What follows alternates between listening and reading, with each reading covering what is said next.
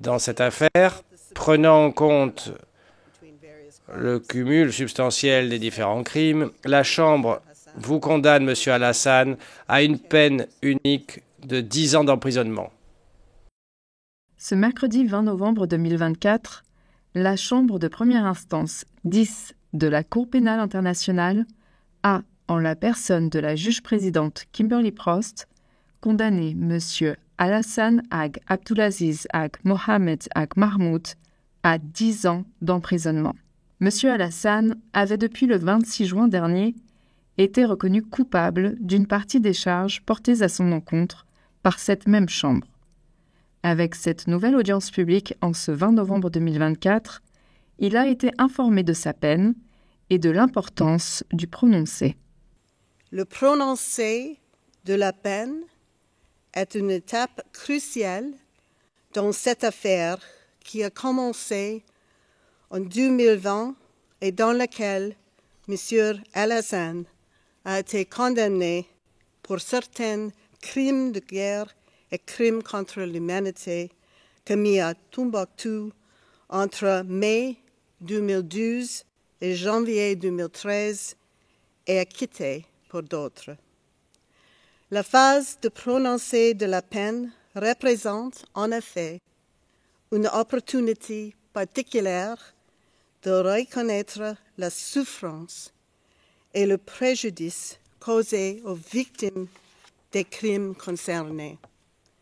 Ce préjudice, notamment en ce qui concerne le crime de persécution qui a visé l'ensemble de la population de Tombouctou en 2012-2013, est conséquent et a eu des répercussions à long terme.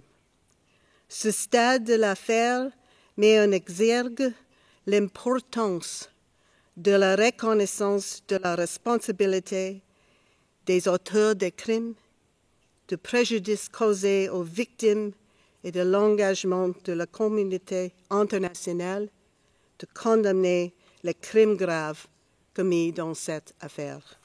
Dans un résumé de la décision, Madame la juge Prost a expliqué que pour déterminer la peine, la Chambre de première instance 10 a évalué la gravité de chacun des crimes ainsi que le degré de participation et d'intention de M. Al-Hassan pour chacun de ces crimes.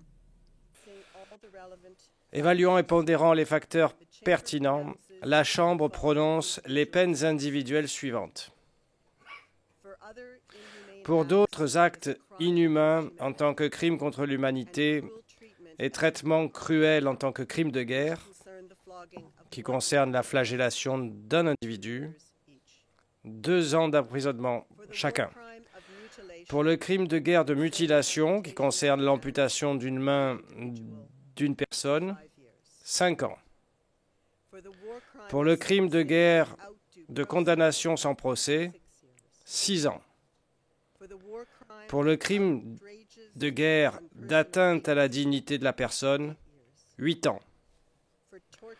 Pour torture en tant que crime contre l'humanité et crime de guerre, 9 ans chacun. Et pour la persécution en tant que crime contre l'humanité, 10 ans d'emprisonnement. Il s'agit également de la peine individuelle la plus lourde. En conséquence, la peine de 10 ans est la peine individuelle la plus élevée retenue comme peine commune. La Chambre considère que cette peine est proportionnée à la gravité des crimes et aux circonstances individuelles et niveaux de culpabilité de M. Al-Hassan. Elle reflète de manière adéquate la condamnation forte de la part de la communauté internationale des crimes qu'il a commis et reconnaît le préjudice et la souffrance considérable causés aux victimes. Cette condamnation est également adéquate pour son effet dissuasif sur la commission à l'avenir de crimes similaires par d'autres et décourageant M. Al-Hassan de toute récidive potentielle. M. Al-Hassan, vous pouvez vous asseoir. Le temps déjà passé en détention par M. Al-Hassan sera déduit de la peine. Cette peine de 10 ans peut faire l'objet d'un recours de la part du procureur, tout comme de la défense, et ce, sous 30 jours. L'audience a été levée avec l'annonce des réparations aux victimes qui sera abordée en temps voulu.